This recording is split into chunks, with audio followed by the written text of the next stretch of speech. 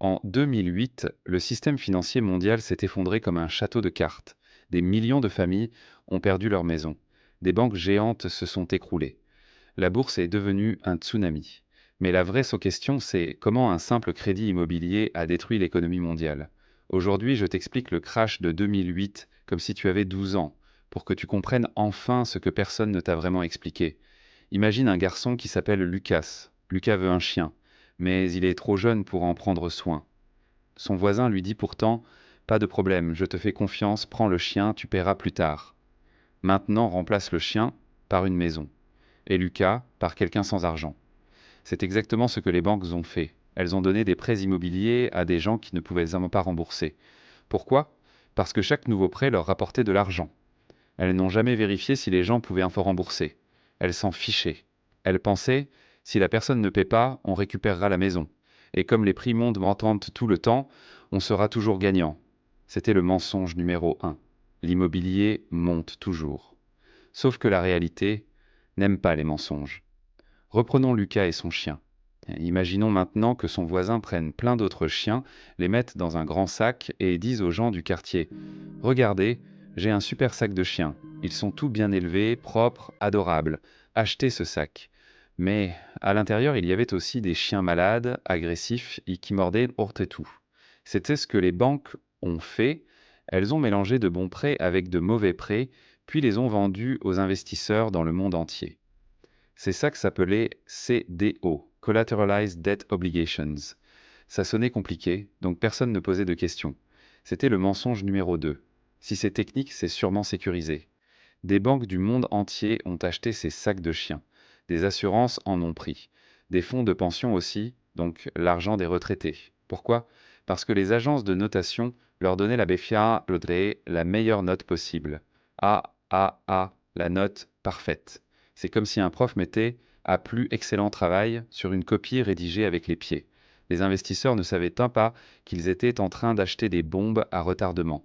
Et chaque bombe était reliée à l'immobilier américain. Un jour, les prix de l'immobilier ont arrêté de monter. Puis, ils ont commencé à descendre. Puis s'écrouler. Et là, catastrophe. Les gens n'arriveront plus à rembourser. Les maisons valaient moins que le montant des prêts. Les banques reprenaient dans des maisons impossibles à revendre. Les CDO se sont révélés être des poubelles toxiques. C'était comme si tous les chiens du sac se mettaient en un coup, à mordre tout le monde. Les banques se sont rendues compte qu'elles étaient assises sur des montagnes de dettes pourries.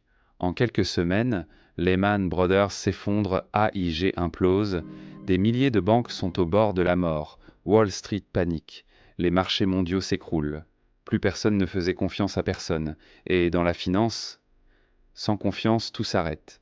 Le problème, c'est que le sac de chien avait été vendu partout. En Europe, en Asie, en Afrique, en Amérique du Sud, les banques étaient tellement connectées qu'une seule chute suffisait pour déclencher une réaction en chaîne. Résultat, entreprises en faillite, chômage massif, retraites perdues, familles expulsées, États obligés de sauver les banques, économie paralysée. Tout ça à cause de quoi? Des prêts accordés à des gens qui ne pouvaient pas rembourser. C'est ça, la violence de 2008. Les banques, elles ont été sauvées par les gouvernements. Les PDG, ils ont gardé leur bonus. Les traders, beaucoup ont trouvé d'autres jobs dans la finance. Mais les vraies victimes ont été les familles expulsées, les travailleurs licenciés, les jeunes qui ont démarré leur vie en pleine crise, les retraités qui ont tout perdu, les entrepreneurs écrasés par l'économie. Le peuple a tout payé, pas les responsables. Le crash de 2008 nous montre une vérité simple. Quand tu ne comprends pas d'où vient l'argent, tu peux perdre ce que tu as mis une vie à construire. La finance est comme le feu, puissante essentielle mais dangereuse quand tu ne la maîtrises pas. La vraie sécurité n'est pas dans une banque. Elle est dans ta capacité à comprendre ce qu'est une bulle, ce qu'est un risque, comment fonctionne un marché, comment éviter les pièges, comment détecter les mensonges financiers. 2008 n'est pas un événement, c'est un avertissement. Et ceux qui ne comprennent pas l'histoire la répètent. En conclusion, aujourd'hui, tu viens de comprendre l'un des événements les plus complexes de la finance moderne avec une explication pensée pour un enfant de 12 ans. C'est important parce que l'éducation financière n'est pas un luxe, c'est un bouclier.